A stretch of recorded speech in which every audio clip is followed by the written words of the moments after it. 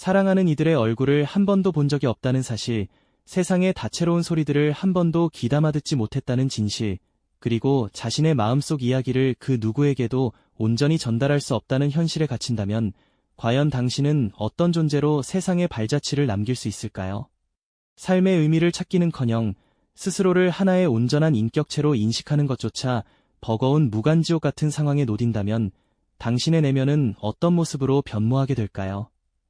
눈앞의 모든 것이 암흑으로 뒤덮이고 귀로는 어떤 음성도 들을 수 없으며 입으로도 소리내 말할 수 없는 세상에 홀로 고립된다는 것은 우리가 상상하는 것 이상의 절망감을 안겨줄 것입니다. 이런 극한의 고통 속에서 과연 인간은 어떻게 스스로의 존재 가치를 발견하고 또 그 깨달음을 통해 세상의 거대한 장벽을 허물 수 있었을까요? 오늘 우리는 절망의 가장 깊은 심연에서 시작하여 끝없는 빛을 향해 나아간 한 인물의 기적 같은 여정을 통해 우리 모두가 지닌 내면의 강력한 힘을 탐험해 보고자 합니다. 지금부터 그 놀라운 이야기가 우리 눈앞에 펼쳐질 시간입니다. 1880년 미국 엘라베마주에서 태어난 한 여자아이가 있었습니다. 그녀의 이름은 헬렌 켈러였죠. 평범하고 사랑스러운 어린 시절을 보내던 헬렌은 생후 약 19개월 만에 찾아온 갑작스러운 질병으로 인해 모든 것이 송두리째 바뀌는 비극적인 전환점을 맞이하게 됩니다. 열병은 그녀의 작은 몸을 휩쓸고 지나간 뒤 다시는 돌이킬 수 없는 치명적인 후유증을 남겼습니다.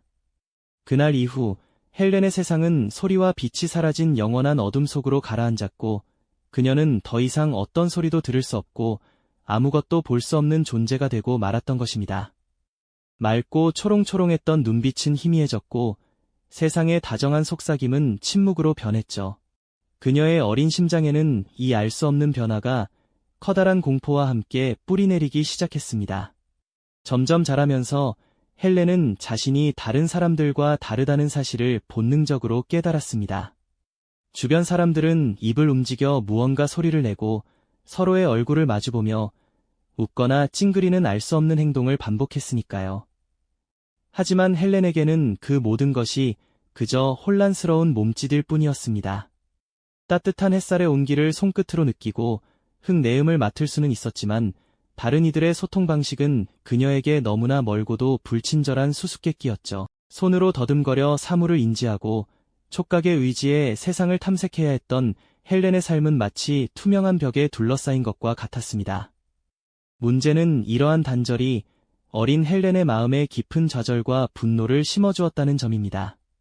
자신의 의사를 제대로 전달하지 못하고 타인의 감정을 이해할 수 없다는 사실은 걷잡을 수 없는 폭력적인 행동으로 이어졌습니다. 원하는 것이 있으면 손짓과 발짓, 때로는 거친 몸싸움으로 표현했고 가족들은 그녀의 불같은 성격을 감당하기 힘들어했죠. 작은 손으로 접시를 던지고 바닥에 드러누워 울부짖으며 자신의 답답함을 온몸으로 표출하는 모습은 그녀의 내면에서 끓어오르는 거대한 고통을 말해주고 있었습니다. 마치 사나운 들짐승처럼 날뛰는 헬렌의 모습은 가족들에게도 큰 슬픔과 절망을 안겨주었습니다. 그들에게 헬렌은 사랑스럽지만 동시에 감당하기 어려운 존재였으니까요. 그녀의 삶은 말 그대로 고립과 외로움으로 가득 찬 어두운 미로 속을 헤매는 여정이나 다름없었습니다. 과연 이토록 깊은 어둠 속에서 한 줄기 빛을 찾을 수 있을까요?